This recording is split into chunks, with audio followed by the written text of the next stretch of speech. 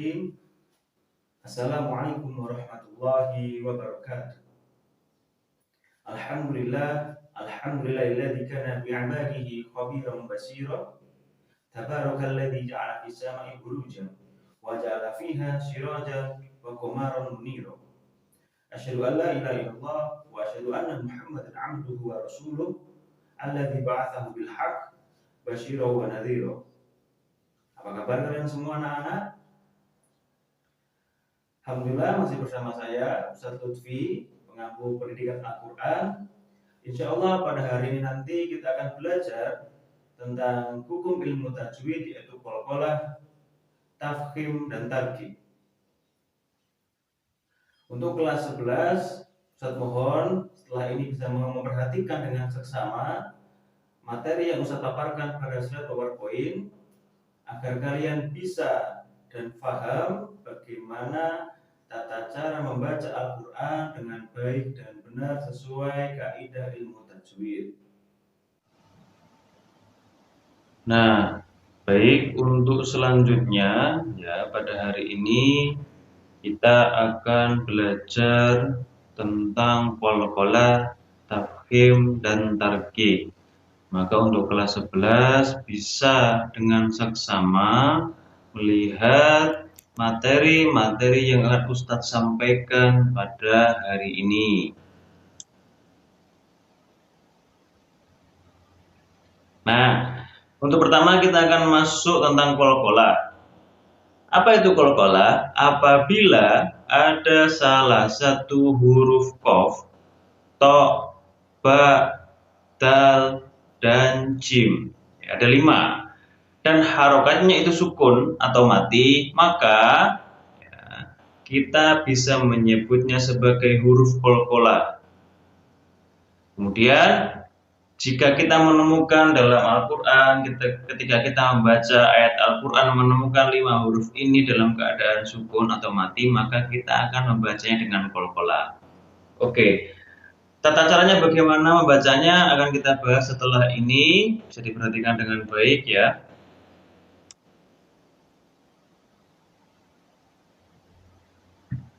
Pengertian qalqalah secara bahasa artinya memantul atau membal. Secara istilah adalah memantulkan atau mengucapkan huruf dengan membalkan kembali sehingga terdengar seperti pantulan.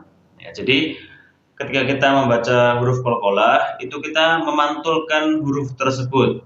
Jadi tadi ada 5 ya, qaf, ta, ba, jim, dan dal.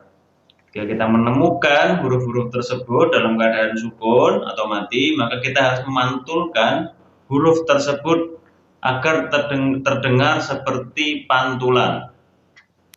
Nah, kemudian qalqalah itu dibagi menjadi 2, yaitu qalqalah sugro dan qalqalah kubro.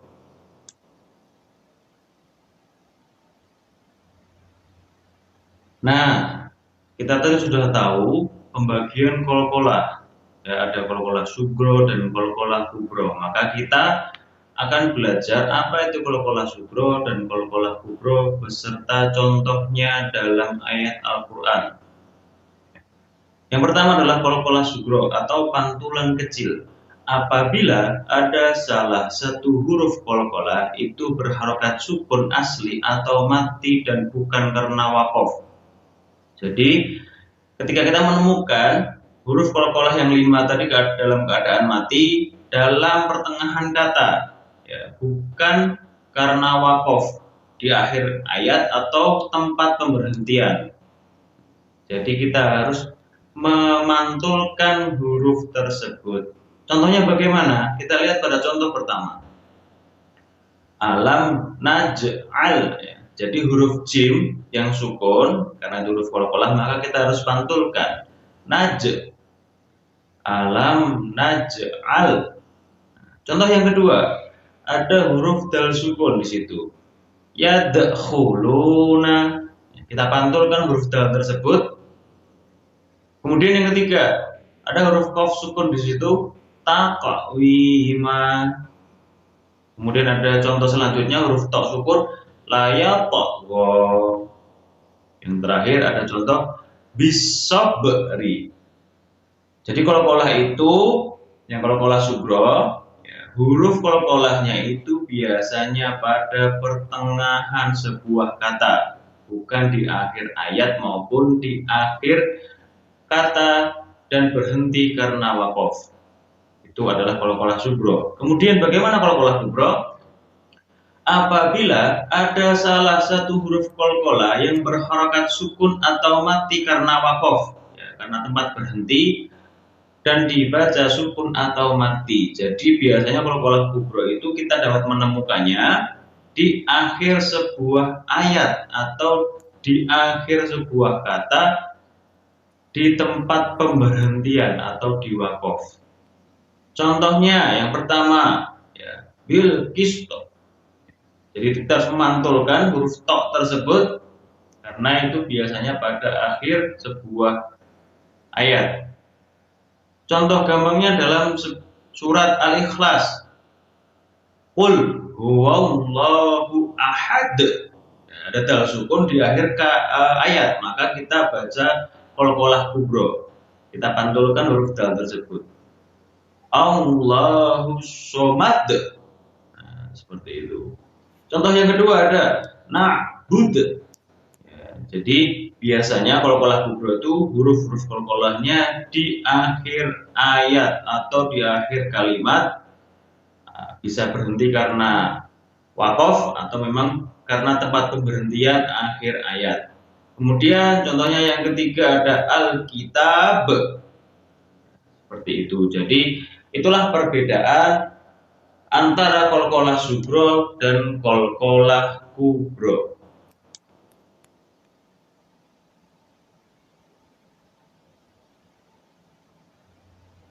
Nah, kemudian kita masuk pada materi selanjutnya, yaitu tentang tafkhim dan tarqiq. Apa itu tafkhim?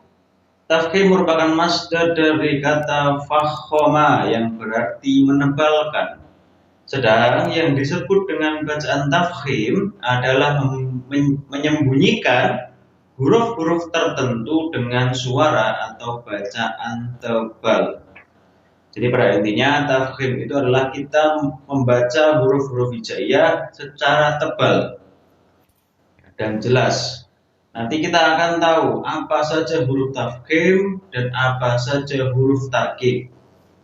Nah, yang kedua yaitu tarqiq. Tarqiq merupakan bentuk masdar dari kata raqqaqa yang berarti menipiskan. Berarti ini adalah sebaliknya atau lawan katanya tafkhim, ya. Sedang yang dimaksud bacaan tarqiq adalah menyembunyikan huruf-huruf tertentu dengan suara atau bacaan tipis. Jadi tafkhim itu menebalkan, sedangkan tarqiq adalah menipiskan. Nah, kemudian huruf hijaiyah yang wajib dibaca tafkhim terdapat 7 huruf, yaitu bernama huruf isti'la. Ya, jadi di situ ada kha, ada shad, ada dad, ada ghain, ta, qaf sama dha. Ya, yang berkumpul pada kalimat kesemuanya harus dibaca tebal.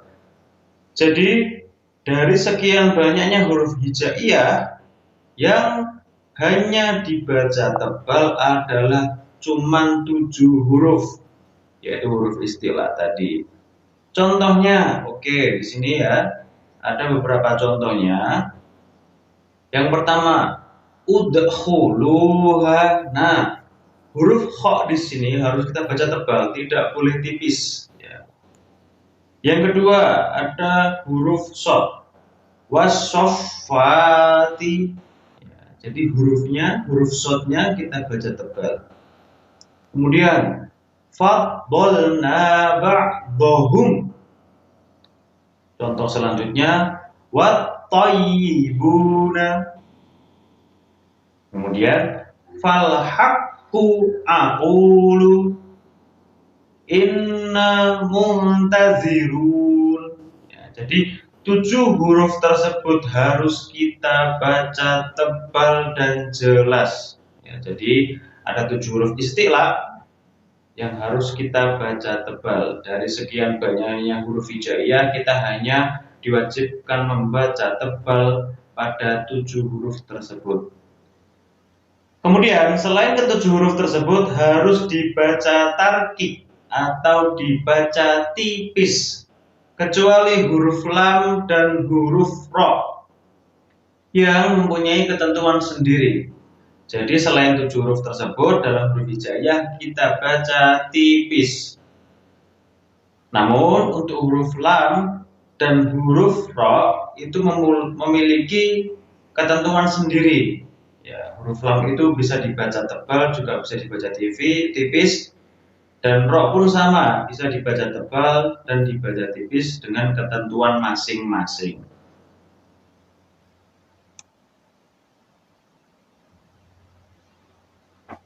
Nah, ini ketentuan huruf lam yang kita baca tafkhim. Huruf lam tetap dibaca tafkhim jika berada pada lafaz jalalah, yakni lam yang terdapat pada lafaz Allah, dengan syarat harus digarisbawahi lamnya tersebut didahului tanda baca fathah atau dhammah. Jadi ketika kita menemukan kalimat Allah, ya, itu kita baca tebal. Karena di dalam kalimat Allah ada huruf lam, tetapi dengan syarat didahului dengan tanda baca fathah atau dhammah. Contohnya bagaimana? Kita lihat di sini yang pertama, sholatullahi. Ya, jadi lamnya itu ditebalkan. Sholatullahi. Yang kedua, ya, salamullahi. Ya, lamnya dibaca tebal, lam tafkhim. Kenapa dibaca tebal? Karena kita lihat sebelum kalimat Allah di situ ada huruf yang berharokat dhammah. Kemudian contoh selanjutnya ada huruf lam pada kalimat Allah yang didahului dengan bacaan fathah. Subhanallahi. Kemudian syahidallahi. Ya, jadi ketika kita menemukan kalimat Allah sebelumnya ada fathah atau dhammah, maka disebut lam tafkhim atau kita menebalkan huruf lam pada kalimat Allah.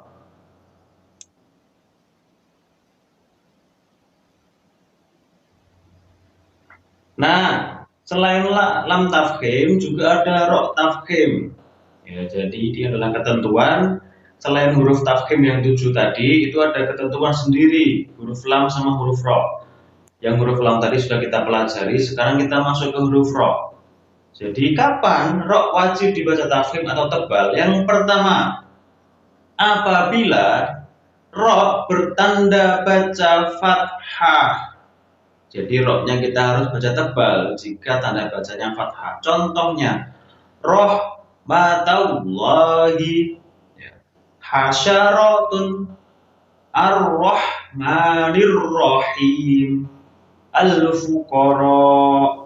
Jadi ro-nya kita baca tebal.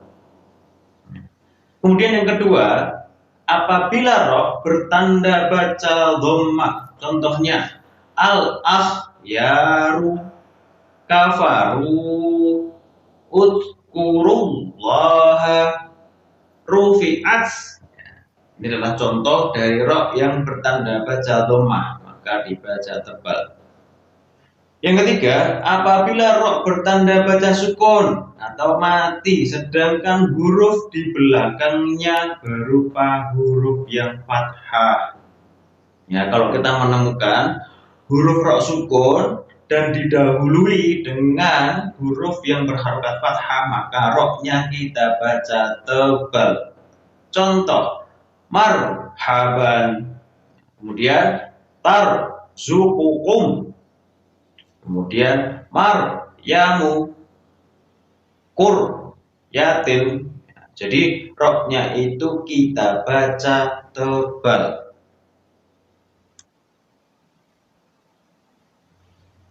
Nah, kemudian syarat yang keempat, Apabila ro bertanda baca sukun atau mati, sedangkan huruf di belakangnya berupa huruf yang dhamma.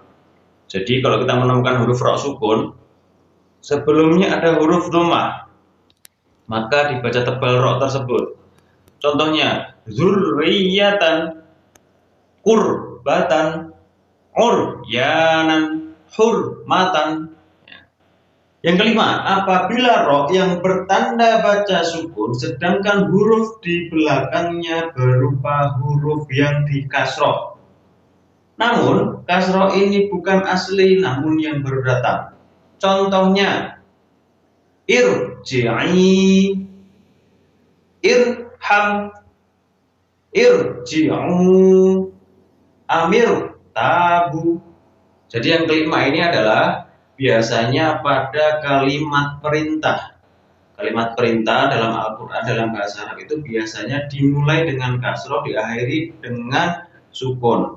Nah, apabila kita menemukan huruf ro sukun dalam kalimat perintah, maka ro tersebut kita baca tebal. Nah, yang terakhir, ro bertanda baca sukun, sedangkan huruf yang di belakangnya atau huruf sebelumnya berupa huruf yang berharokat kasroh asli. Dan sesudah ro bertemu huruf isti'la yang terdapat 7 huruf yang berkumpul dalam kalimat. Ya, jadi kalau kita menemukan huruf ro sukun, ya, kemudian didahului dengan huruf yang berharokat kasroh, dan setelah ro sukun tadi kita menemui huruf isti'la yang 7, ya, maka harus kita baca tebal. Contohnya, labil, miru, sodi. Ya, jadi ro tersebut kita baca tebal karena kenapa? Sebelum huruf ro tadi ada huruf mim yang berharokat kasroh, sedangkan huruf ro setelahnya ada huruf sod. Sedangkan huruf sod itu adalah huruf isti'la, maka ro yang kita baca tebal. Contoh yang kedua, tosun. Ya, ro-nya kita baca tebal kenapa? Karena huruf qaf itu harokatnya kasroh, dan ro harokatnya sukun setelah huruf ro ketemu huruf to yang merupakan salah satu huruf isti'la. Ya, maka kita baca tebal. Nah, itu tadi adalah hukum ro tafkhim. Ya, banyak syarat-syaratnya. Jadi ketika kita menemui ro sukun ataupun ro yang berharokat fathah, dhamma yang didahului dengan kasroh, dhamma dan lain sebagainya, yang 6 ini, maka kita harus baca tebal.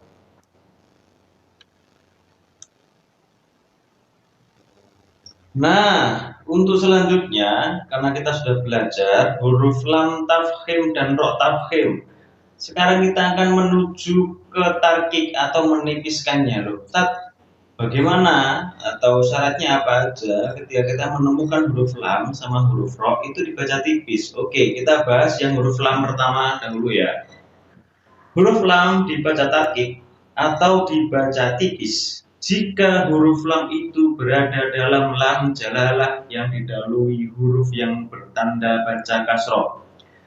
Jadi pada intinya, kalau kita menemukan huruf lam pada kalimat Allah, kalau kita menemukan kalimat Allah dalam Al-Quran, kemudian kalimat Allah tersebut didahului dengan kasroh, maka dibaca tarkik atau tipis. Contohnya, alhamdulillahi. Ya, jadi sebelum huruf Allah tersebut ada huruf yang berharokat kasroh, ya, maka dibaca tipis. Nggak boleh kita membaca alhamdulillah, itu tidak boleh. Yang kedua, billahi, ya, lamnya dibaca tipis. Karena kenapa? Ada kalimat Allah yang di dalamnya adalah, kemudian sebelum kalimat Allah tersebut ada huruf ba yang kasroh. Kemudian contoh yang ketiga, min indillahi. Kemudian bismillahi, ya, jadi lamnya dibaca tipis. Tidak boleh kita membacanya bismillahi, itu tidak boleh. Ya, jadi lam itu dibaca tipis. Ya, lam dibaca tipis pada kalimat Allah yang sebelumnya ada huruf yang berharokat kasroh. Nah, selain itu, semua lam yang tidak berada pada lafaz jalalah atau semua lam yang tidak pada kalimat Allah, maka harus dibaca tipis. Contohnya, la ya'lamuna ilal ibili minal ilmi. Nggak boleh kita bacanya minal ilmi, itu tidak boleh. Ya. Kalla lau ta'lamuna ilmal yakin bikulli ayatin. Nah, jadi ini adalah hukum lam tarkib.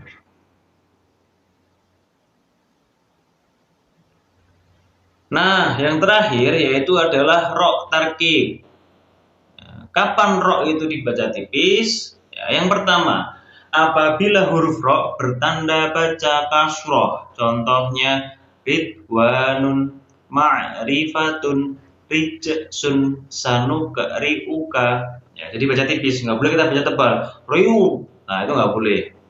Ma'rifatun, nah, nah itu nggak boleh, dibaca tipis saja. Ridwanun, ma'rifatun, ya seperti itu. Nah yang kedua, huruf ro bertanda baca hidup yang jatuh setelah ya mati atau huruf lain atau mat arid lis sukun.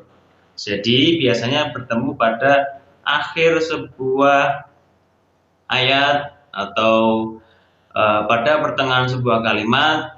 Jika huruf ro tersebut hidup, ya, dan sebelumnya ada huruf lain atau ya mati, maka dibaca tipis. Contohnya al-kabiru, al-basiru, min khairin la khobir. Ya, tipis, nggak boleh al-kabiru, al-basiru, nggak boleh. Seperti itu ya. Yang terakhir, ro dibaca tipis ketika huruf ro mati dan sebelumnya ada huruf yang berharokat kasroh asli, sedangkan sesudah ro bukan huruf istilah. Ya, kalau kita menggunakan huruf ro sukun, sebelumnya kasroh setelah huruf ro bukan ketemu sama huruf istilah, maka dibaca tipis. Contohnya syirkun, fir'aunun, la syirzimatun. Nah, seperti itu ya. Oke. Hari ini kita sudah selesai belajar tentang qalqalah, kemudian huruf tafkhim dan tarqiq, kemudian ketentuan-ketentuan huruf lam dan ro, kapan dibaca tafkhim sama dibaca tarqiq. Maka nanti kita bisa mengulanginya kembali, membaca materi-materi yang sudah Ustadz sampaikan agar kita lebih paham. Ya, seperti itu. Insya Allah hari ini kita sampai di sini. Semoga kita bisa mengaplikasikannya dalam kehidupan kita sehari-hari, khususnya dalam membaca Al-Quran. Alhamdulillah, pada hari ini kita sudah selesai belajar tentang hukum ilmu tajwid, yaitu qalqalah, tafkhim, dan tarqiq.